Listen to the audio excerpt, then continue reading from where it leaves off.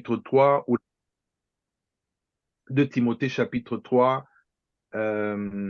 où lorsque Paul parle à Timothée, il dit dans les derniers jours, il y aura des temps difficiles. Dans les derniers jours, il dit, sache que les derniers jours, il y aura des temps difficiles. Et il explique pourquoi. Il dit parce que les hommes seront égoïstes. Et j'ai dit que, bien aimé, ce qui rendra le temps difficile, c'est parce que les hommes seront difficiles. Les hommes difficiles rendront le temps difficile. C'est parce que les hommes seront difficiles. Et la première caractéristique, bien aimée, que l'apôtre Paul a donnée, c'est le fait que l'égoïsme va caractériser les gens des derniers jours. Amen. Le bien-aimé a posé la question en disant, est-ce que il faut parler de est-ce que l'égocentrisme peut-il vraiment exister dans un couple chrétien?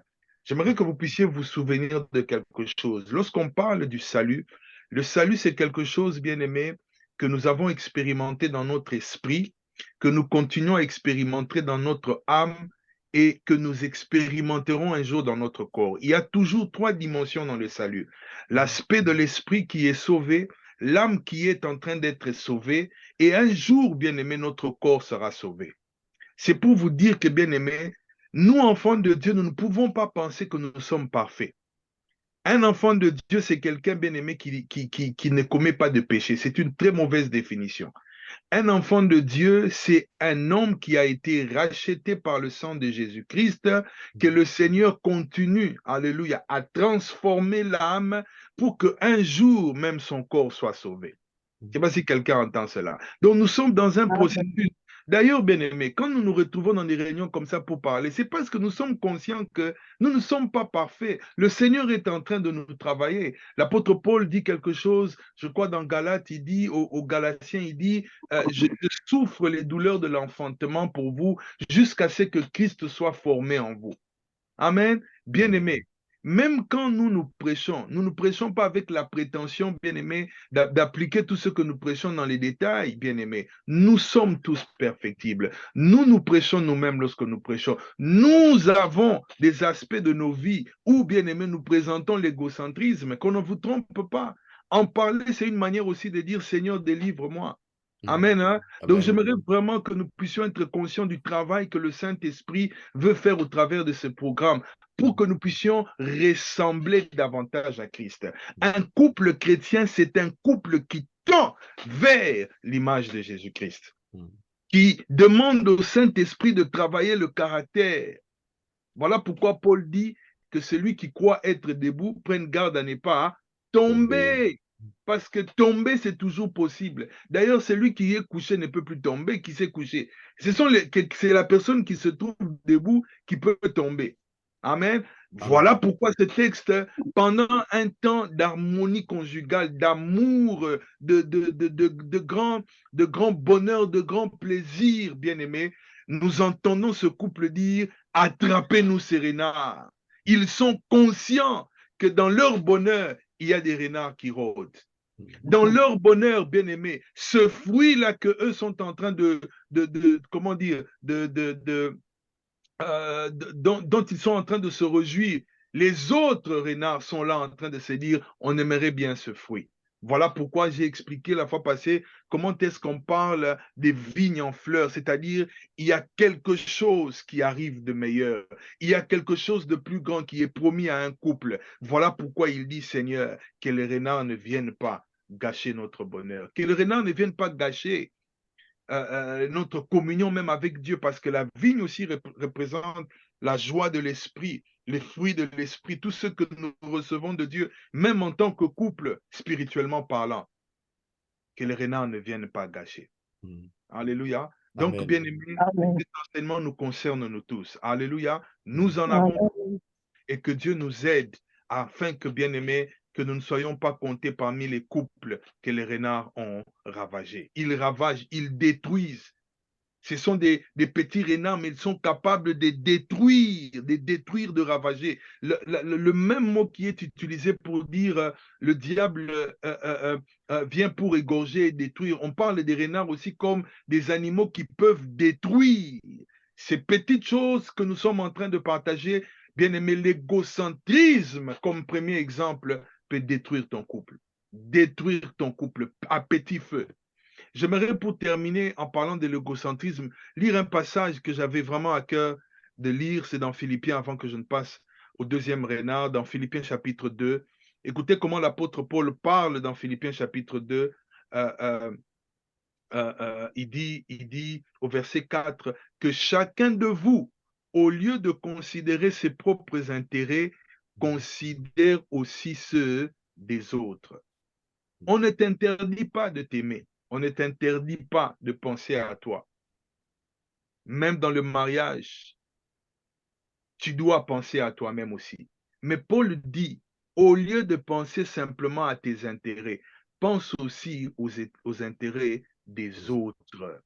Des autres, et en l'occurrence de ta femme, de ton mari. On ne se marie pas pour penser qu'à soi-même. Tu penses à toi, mais tu penses aussi à l'autre. L'autre aussi a ses intérêts. L'autre aussi a sa part. Alléluia.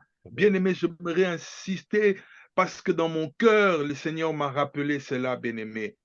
Combien sont égoïstes, même dans leurs relations intimes. Égoïste, bien-aimé, égoïste jusqu'à ce niveau-là. Bien-aimé, ce rendez-vous qui doit être un rendez-vous du donner, du recevoir, tu es là, tu ne te contentes qu'à recevoir. Tu es là, tu ne te contentes qu'à recevoir. Que tu sois femme, que tu sois homme, marié, si tu vas dans ton intimité avec la pensée de ton intérêt seulement, c'est que tu n'as pas compris pourquoi on se marie. Égoïsme. L'égoïsme. Il y a des couples bien aimés où vous observez, vous vous rendez compte que l'autre s'habille toujours mieux que l'autre. Quel est ce bonheur, Marie, que tu peux avoir de t'habiller très cher lorsque ta femme s'habille moins que toi? Quel est ce bonheur que tu ressens d'être admiré à l'extérieur et de ne jamais voir ta femme être admirée ou vice-versa? Pourquoi c'est toi qui dois avoir ce qu'il y a de plus cher, ce qu'il y a de plus beau? Attention, bien-aimé. Attention, attention. Je suivais une petite vidéo de ces comédiens ce matin sur YouTube avec toutes ces vidéos qu'il y a un papa qui était en train de manger son foufou et la fille suppliait, dit, papa, donne-moi même un petit foufou. Le papa dit, non, non, non, non. Ça, c'est pour moi, je vais au travail. Vous, maman, en fait, la petite fille demandait, dit, papa, je veux manger un peu de foufou avec toi. Il dit, non, moi, je vais au travail. Votre maman va vous faire les pâtes. La maman dit, mais papa, les pâtes, comment les enfants ne vont pas manger que les pâtes indéfiniment dans leur vie. Ils ont aussi besoin de manger autre chose. Alléluia. Et pendant que je suis en train de parler, bien aimé, il y a des maris qui manifestent l'égocentrisme même dans la nourriture. Oui, bien aimé.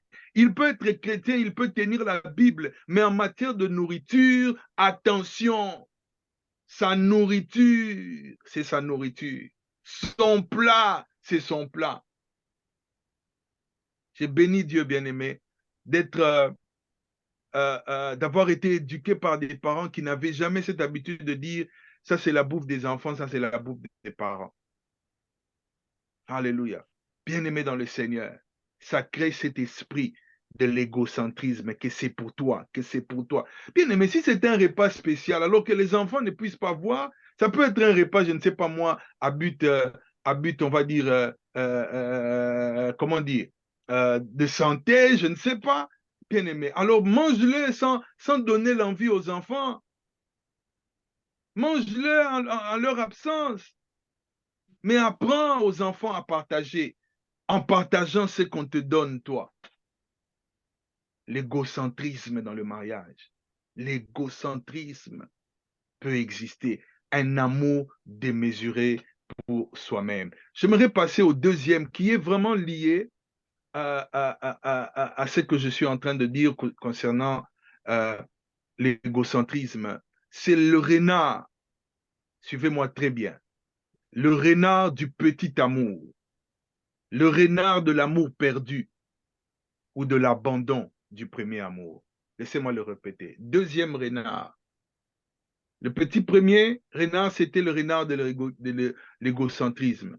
Le deuxième ce soir, c'est le renard du petit amour, de l'amour perdu, de l'abandon du premier amour qui peut gâter votre mariage.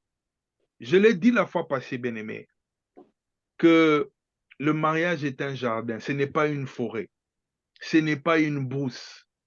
En d'autres termes, bien-aimé, ça exige des efforts. Le jardin, pour être maintenu, exige de l'effort. Je pensais comment est-ce que Christ, dans Jean chapitre 15, présente son Père comme étant le vigneron. Vous entendez? Nous parlons de la vigne, symbole du mariage, de l'amour. Jésus présente son Père dans Jean chapitre 15 comme étant le vigneron. Il dit, mon Père est le vigneron. Mon Père est le vigneron. Mon Père est le vigneron. Et qu'est-ce qu'il fait? Il dit, tout sarment qui est en moi et qui ne porte pas de fruits, il le retranche. Dieu travaille nos vies. Il travaille sa vigne. Il travaille l'Église. Il travaille le corps du Christ. Il retranche les sarments qui ne portent pas de fruits. Tout sarment qui porte des fruits, il dit, les mondes. Bien-aimé, chaque fois que tu penseras à cet enseignement, souviens-toi que le mariage est un jardin et tu es appelé à être le vigneron. Dieu, quand il crée l'homme, il le place dans le jardin, il dit cultive et protège le jardin. Le jardin a besoin d'être cultivé, le jardin a besoin d'être protégé. Dieu est monde afin qu'il porte encore plus de fruits. Qu'est-ce qui dans ton mariage ne porte pas de fruits? Qu'est-ce qui dans ton mariage ne porte pas beaucoup plus de fruits? Par remarquer, il dit, tout sarment qui est en moi qui ne porte pas de fruits. Il y a des choses qui ne portent plus de fruits dans ton mariage. Il dit, Dieu retranche. Il dit, tout sarment qui porte du fruit, il les monte afin qu'il porte encore plus de fruits. Ne te contente pas de porter du fruit. Prie Dieu que ton mariage porte encore plus de fruits. Et pour cela, il faut s'occuper de ce renard. Il faut veiller à ce renard que j'appelle le renard du petit amour. Le renard de l'abandon du premier amour. Dans Luc chapitre 7, vous allez comprendre pourquoi j'utilise les exemples de Jésus, parce qu'en réalité, Paul enseigne aussi que l'amour de l'homme et de la femme est comparé à l'amour de Christ et de l'Église.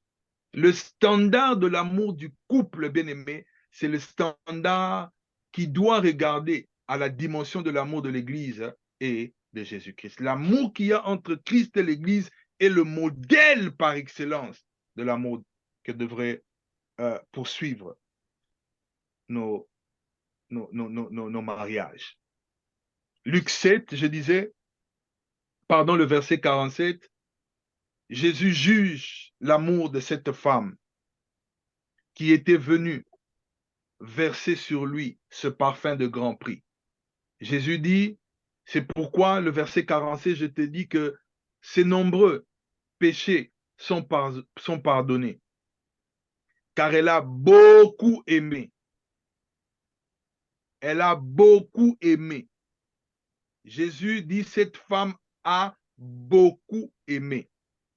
Dans la version Semeur, il est dit, ses nombreux péchés lui ont été pardonnés. C'est pour cela qu'elle m'a témoigné tant d'amour. Jésus sait comment chacun de nous l'aime. En parlant de cette femme, Jésus dit, elle m'a témoigné comment tant d'amour. Elle m'a beaucoup aimé. Elle m'a beaucoup aimé. Elle m'a beaucoup aimé. Il y a moyen d'aimer, mais d'aimer peu. Il est possible d'aimer, mais d'aimer beaucoup. Alors que je suis en train de parler, si Christ pouvait juger l'amour de cette manière, quelle est l'opinion que tu as aujourd'hui de la dimension de l'amour qu'il y a? Il y a un renard qui s'appelle le peu d'amour. Et c'est un danger pour le couple. Lorsque Christ plus tard parle de l'amour que nous devons à Dieu encore une fois, il dit, tu aimeras le Seigneur dans Matthieu 22, 37. C'est Dieu, hein? Il juge l'amour, il mesure l'amour. Tu aimeras l'Éternel, ton Dieu, de tout ton cœur, de toute ton âme et de toute ta pensée. Pardon. Il est possible d'aimer, mais de ne pas nécessairement aimer de tout son cœur, de ne pas aimer de toute son âme ou de toute sa pensée. Car il y a des degrés dans l'amour. Le peu d'amour, l'abandon du premier amour, la diminution de l'amour. Pour certains, c'est après beaucoup d'années de mariage. Pour d'autres même, après quelques mois de mariage. Pour encore d'autres, juste quelques années déjà dans le mariage, l'amour a commencé à baisser. Et c'est un renard qui peut détruire le couple. Peux-tu regarder ta femme alors que je parle et lui dire, je t'aime tant. La Bible dit, Dieu a tant aimé le monde. Peux-tu regarder ton mari et lui dire, je t'aime beaucoup. Pourquoi je le dis? Jésus, une fois, dans Jean chapitre 21, parlant de sa relation avec Pierre, alors qu'il est ressuscité, qu'il s'apprête à rentrer, il dit à Pierre, pendant qu'ils étaient en train de manger, Simon Pierre, Simon fils de Jonas, m'aimes-tu plus que ne m'aiment ceux-ci? Vous entendez cette parole du Seigneur? Pierre, est-ce que tu m'aimes plus que ne m'aiment ceux-ci? Il m'aime, je le sais, les autres disciples m'aiment. Mais je te demande à toi, Pierre, est-ce que tu m'aimes plus que Jean?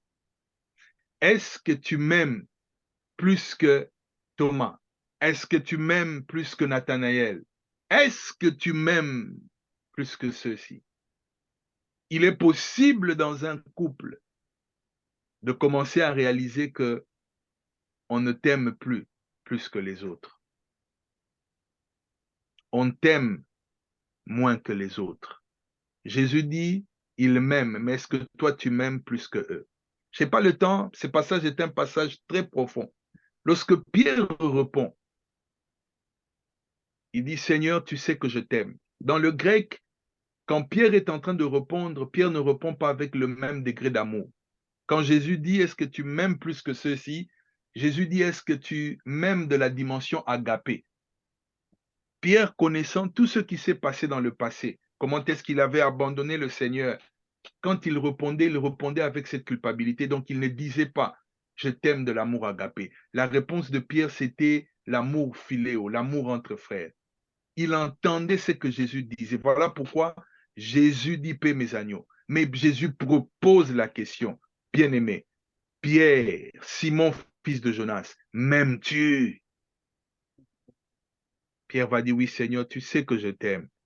Mais quand il disait, tu sais que je t'aime, il ne disait pas agapé, parce qu'il savait comment je peux dire agapé alors que moi je l'ai trahi, alors que moi je l'ai renié, pardon. Jésus dit, paix mes brebis.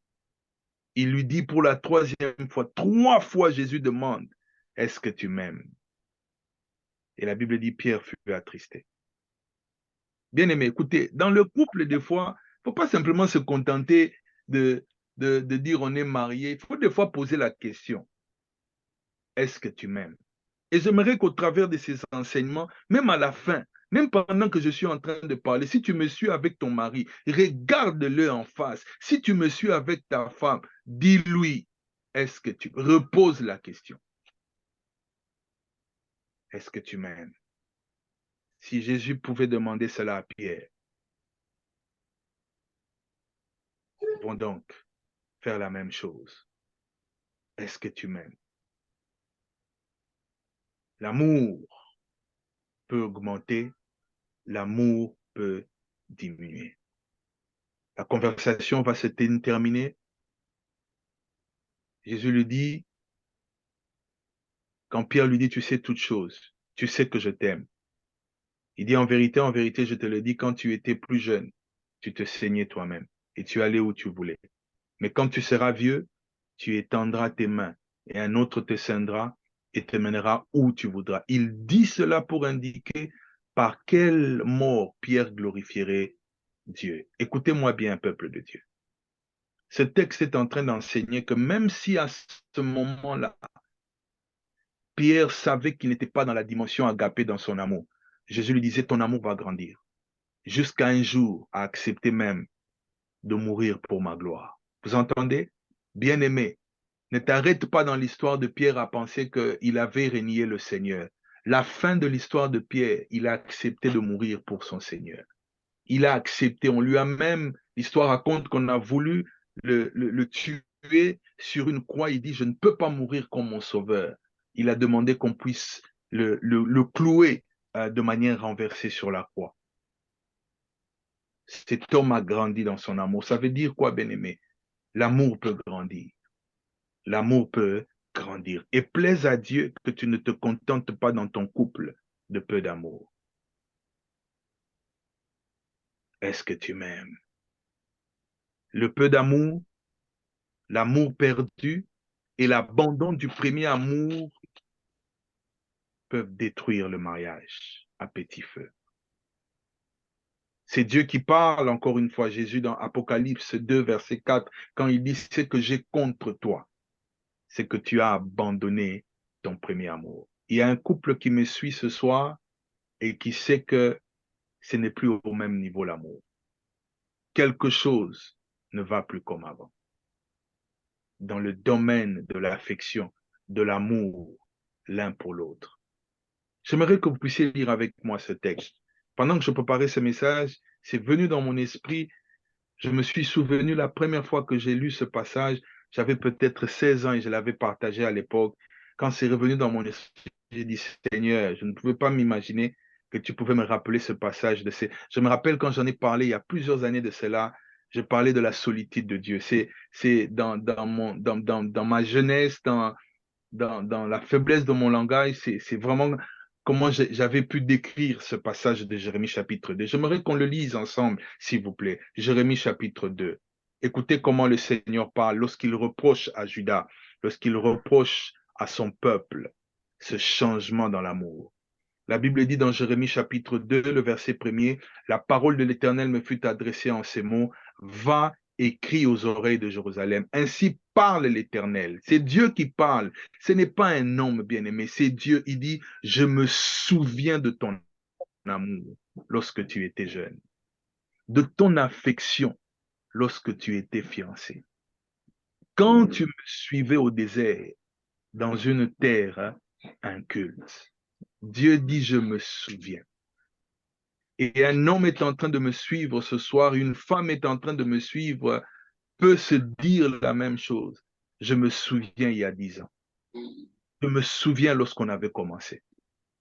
Dieu dit de ton amour lorsque tu étais jeune, de ton affection. Vous entendez, bien-aimé? Il dit amour et puis il dit affection lorsque tu étais fiancé. Il dit quand tu me suivais au désert, lorsque on n'avait pas tout ce qu'on a aujourd'hui. Lorsqu'on n'était pas tout ce qu'on est devenu aujourd'hui, lorsqu'on n'était pas connu, lorsque je me souviens.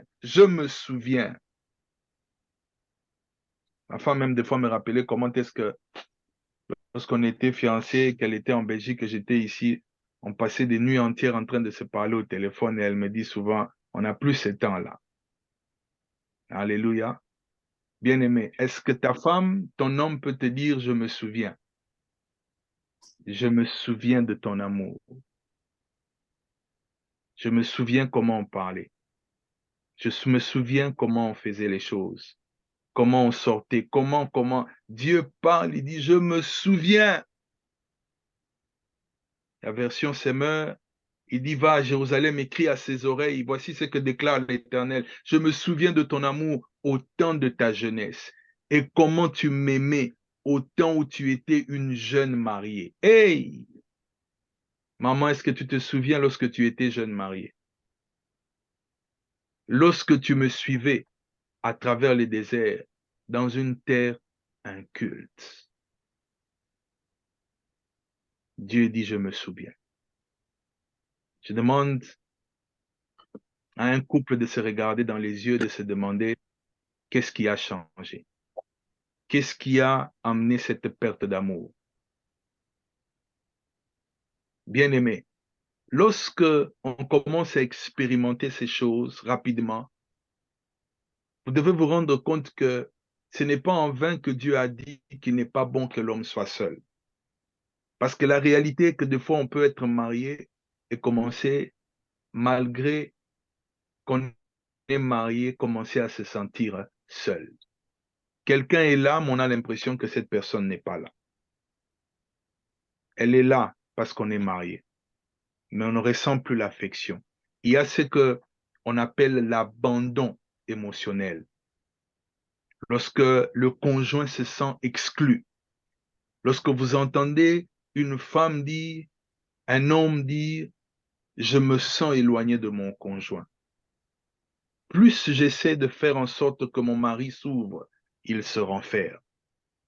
Ma femme ne s'intéresse plus à moi. Oui, j'ai l'impression que nous sommes à 10 000 kilomètres l'un de l'autre, alors qu'on vit dans une même maison, alors que des fois même on dort sur un même lit.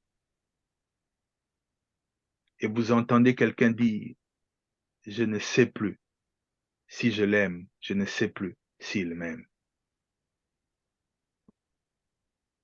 Des fois, au lieu de se quitter physiquement, le conjoint se retire émotionnellement. Il n'y a plus d'affection. Voilà pourquoi Dieu parle et dit, je me souviens de l'affection.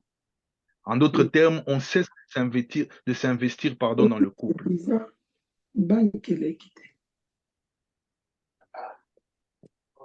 Aidez-nous, il y a un son, s'il vous plaît. On parle de la Bible, j'entends la banque. Donnez-nous les millions après le culte, ça va nous bénir. On se sent plus investi dans le couple comme avant. On se sent détaché de l'un. Pourquoi, bien-aimé? La Bible dit, l'homme quittera son père, sa mère, s'attachera à sa femme. Lorsqu'on commence à vivre ces abandons émotionnels, il y a le détachement qui vient. Ils peuvent donner l'impression d'être un beau couple, mais en réalité, la relation est en train de se détériorer intérieurement. Comment on en arrive là? Je n'ai pas trop le temps, j'aimerais compris. Il y a des choses qui emmènent des couples à commencer à vivre ces abandons émotionnels, ces pertes d'amour. Marié, mais avec peu d'amour. L'amour est appelé à grandir, bien-aimé. L'amour est appelé à grandir. Permettez-moi peut-être que je voudrais vous montrer un texte. Je vais parler des choses qui peuvent amener à ces abandons émotionnels, mais j'ai à cœur de vous montrer un texte dans Jean chapitre 13 et puis on va prier. Je vais continuer dans cette perte d'amour. Jean chapitre 13, j'aimerais qu'on le lise ensemble. J'allais oublier le texte. C'est l'un des passages formidables de la parole de Dieu. Que j'aime, sur lequel j'aime méditer. Parlant de Jésus qui est le modèle du mari parfait.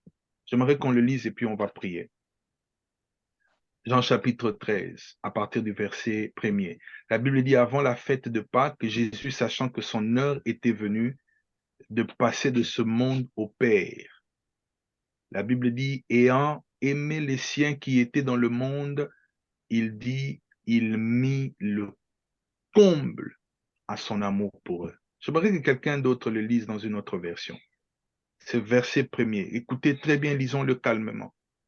Sachant que son heure était venue de passer de ce monde au Père. Ayant aimé les siens qui étaient dans le monde, il les aimait.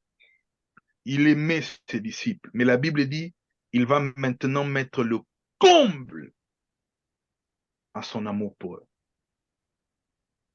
Quelqu'un d'autre a une autre version? S'il vous plaît, aidez-moi.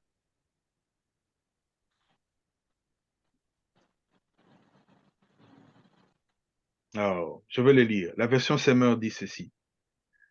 Il dit, c'est juste avant la fête de Pâques, Jésus savait que l'heure était venue pour lui de quitter ce monde pour s'en aller auprès du Père. La Bible dit, c'est pourquoi il donna aux siens qu'il aimait et qui étaient dans le monde une marque suprême de son amour pour eux. Vous entendez? Il les aimait, mais il tenait à marquer ce jour-là le cœur de ses disciples d'un amour suprême.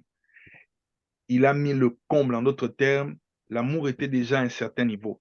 Mais il dit ce que je veux faire maintenant, c'est pour amener l'amour à un niveau beaucoup plus supérieur. Il a donné une marque suprême. Si Dieu peut grandir dans l'amour, si Jésus peut grandir dans l'amour, ton couple est appelé à grandir dans l'amour. ton couple est appelé à croître dans l'amour. Et j'aimerais vous dire quelque chose. Peut-être que je n'aurai pas le temps d'en parler en détail, mais la preuve dans l'amour, la preuve ultime dans l'amour, c'est le service. C'est Amen. ce qui est en train de se passer ici. Mm.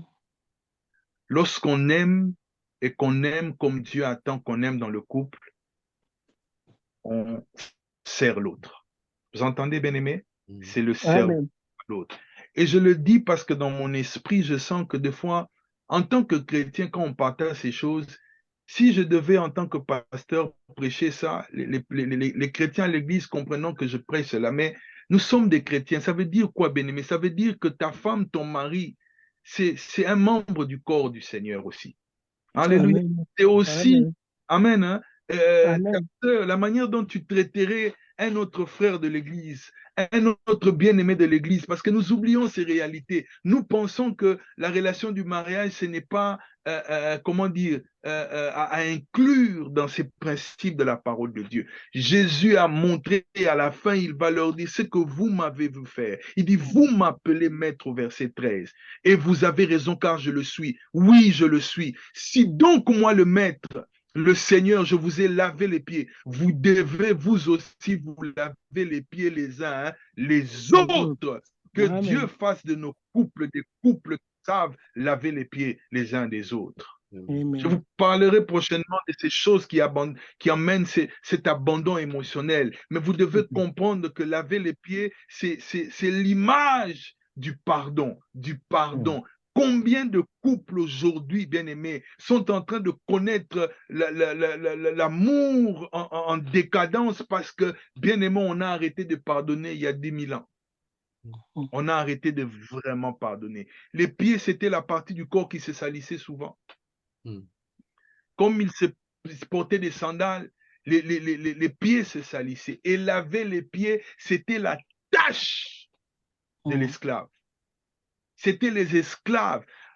Lisez ce passage. Vous allez vous rendre compte que la Bible dit comment est-ce que Jésus a enlevé pendant le souper, alors que le diable avait mis dans le cœur de Judas Iscariote, fils de Simon, le dessein de les livrer. Jésus qui savait que le Père avait tout remis, la Bible dit il va se lever à table, il va ôter ses vêtements et prendre un linge dont il s'est saigné.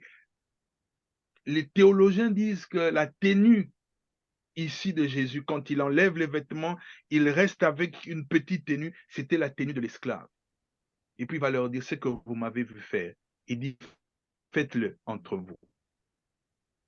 Il dit, si donc je vous ai lavé les pieds, moi le maître, vous devez aussi vous laver les pieds les uns aux autres. Il dit, vous devez vous laver les pieds les uns. En d'autres termes, Pierre, tu dois laver les pieds de Thomas. Thomas, tu dois laver les pieds des pieds. Et des fois, en tant que chrétien, tu verras un chrétien, quand c'est à l'église, il peut laver les pieds de la sœur X. Ou je ne sais pas moi, mais quand il s'agit des pieds de sa femme, les pieds de son mari, un chrétien, un frère, on ne le fait pas. C'est peu d'amour, l'abandon d'amour. Nous voulons prier. Mhm. Comment va ton couple? Quel est le degré d'amour aujourd'hui?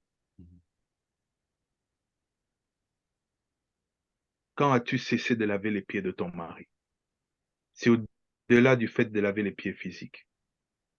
Quand as-tu cessé d'aimer comme autrefois? Est-ce que ton mari peut te regarder en face et te dire, je me souviens, ce n'est plus comme avant. Où Mhm. en êtes-vous aujourd'hui? Certains d'entre vous, vous m'écoutez, ça ne fait pas longtemps que vous êtes peut-être mariés. Mais quelle perte de vitesse dans votre amour. Quel manque de croissance déjà. D'autres, ça fait des années. Et vous êtes peut-être en train de vous regarder en disant, c'est tout à fait normal. Les autres, c'est aussi comme ça. Non, non, bien aimé. Ce n'est pas comme ça Mhm. pour les autres. Mais j'aimerais aujourd'hui que tu pries le Seigneur Amen. et que tu dis, Seigneur, restaure l'amour, Mhm. restaure l'affection au couple. Amen. Chasse ce renard du peu d'amour, de l'abandon de l'amour et demande au Seigneur de vous aider. Est-ce qu'on peut commencer à élever nos voix et prier le Seigneur, s'il vous plaît? Seigneur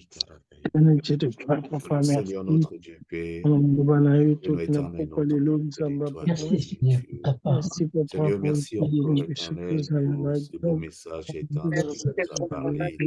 Seigneur, nous prions, éternel, afin que tu puisses, éternel, notre Dieu, Yahweh, nous assister.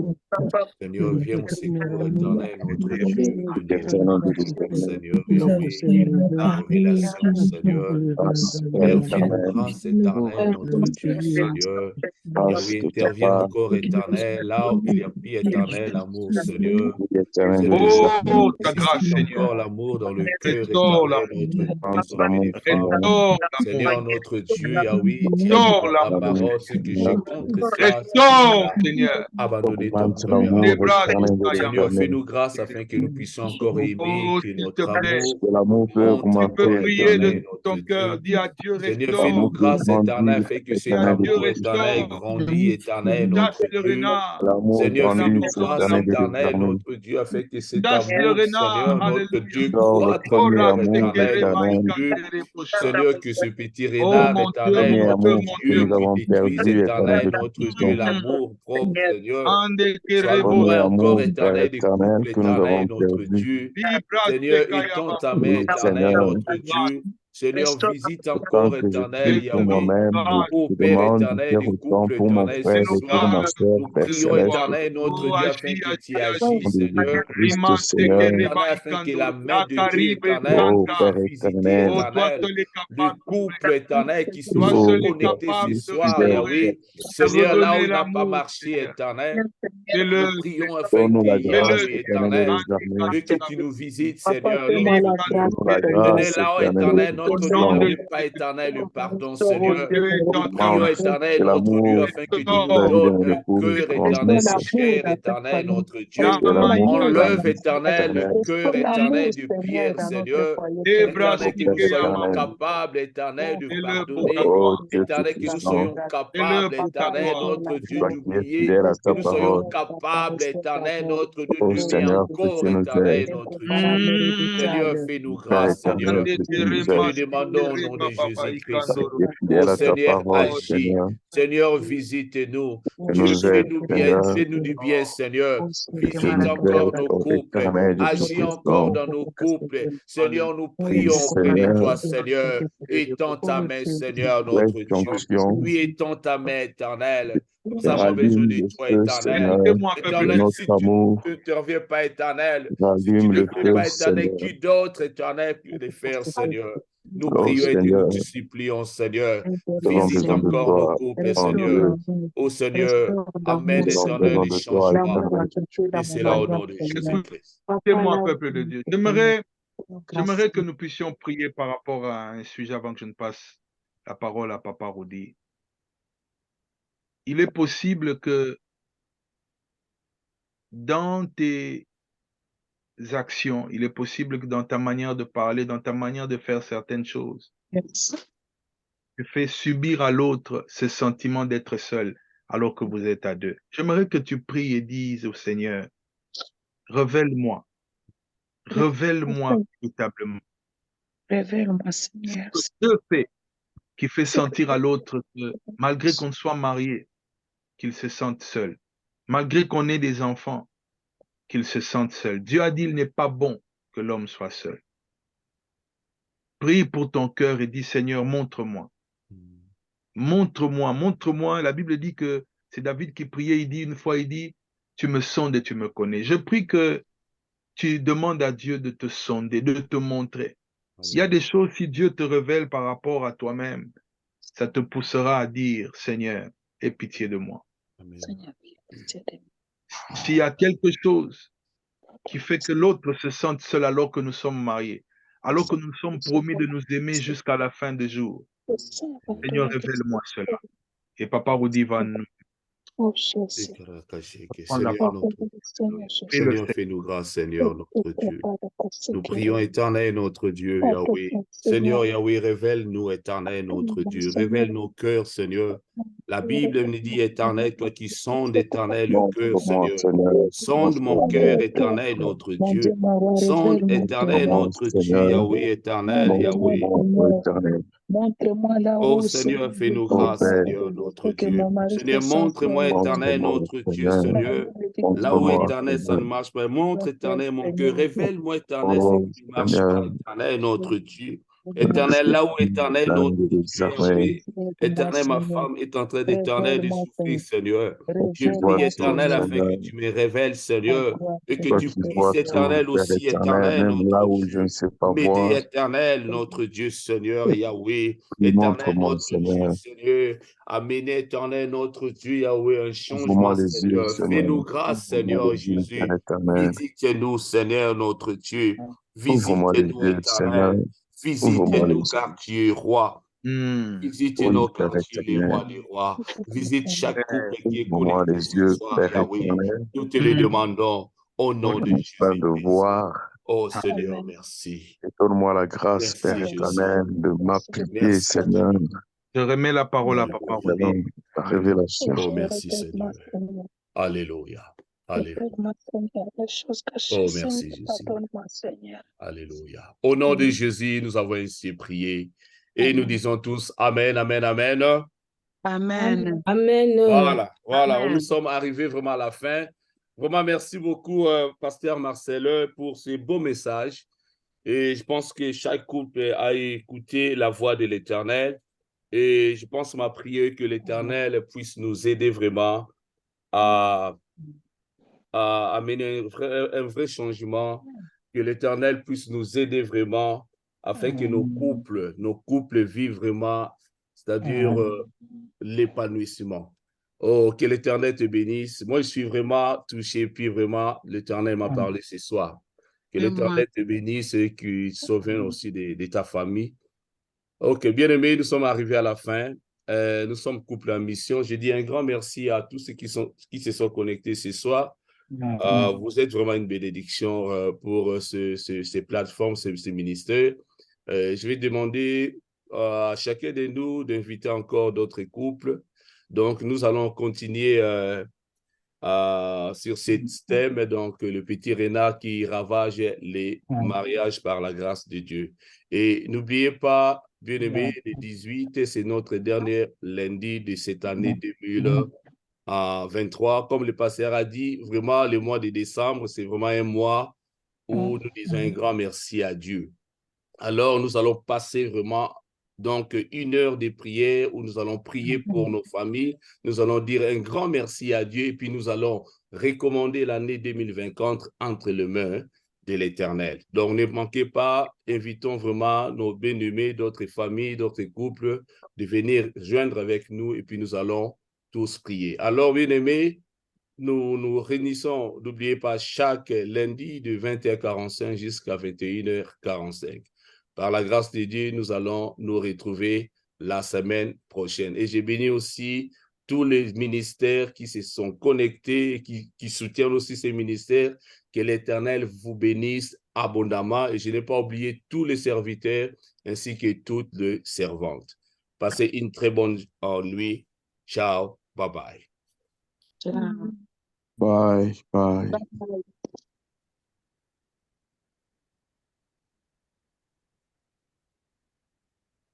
Hola.